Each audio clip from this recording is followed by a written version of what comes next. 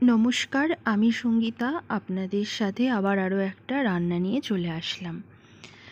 আর আমার রান্নাগুলো যখন ফেসবুকে আমার পেজে মানে সঙ্গীতাস কিচেনে পোস্ট করা হয় বা কোনো খাবারের গ্রুপে আমি রান্নার ফটো দিই, তখন কিন্তু অনেকেই আমাকে রেসিপি জানতে চান আমার কাছ থেকে।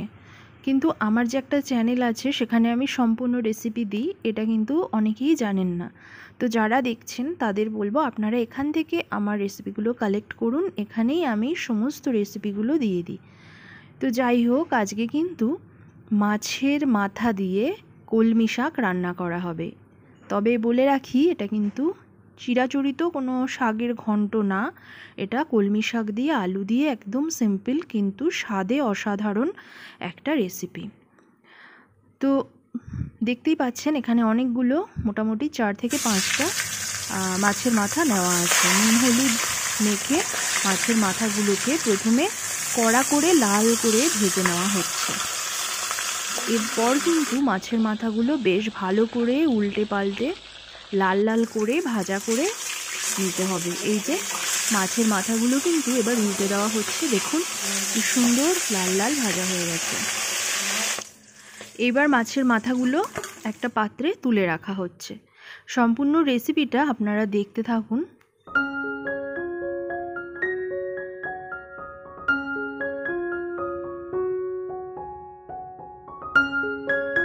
প্রত্যেকটা মাছের মাথা সুন্দর করে ভাজা হয়ে গেছে। এবার যেই সব কাটা কানকো এগুলো ছিল, এইগুলো আরও একবার ভেজে নেওয়া হচ্ছে। সব মাছ ভাজা হয়ে গেল, মানে মাছের মাথা কাটা। এবারে আরও একটু সর্ষের তেল দিয়ে কড়াইতে তার মধ্যে ধনে আর কালো জিরে ফোড়ন দিয়ে দেওয়া হলো। এরপর কুচনো পেঁয়াজ, বেশ কয়েকটা কাঁচা লঙ্কা আর পরিমাণ মতো হলুদ, স্বাদ অনুসারে নুন, এগুলো দিয়ে ভালো করে নেড়ে চেড়ে যে আলুগুলো কেটে রাখা হয়েছিল ওগুলো দিয়ে দেওয়া হলো। এবার আলুটাকে ভালো করে সাঁতলে নেওয়া হচ্ছে।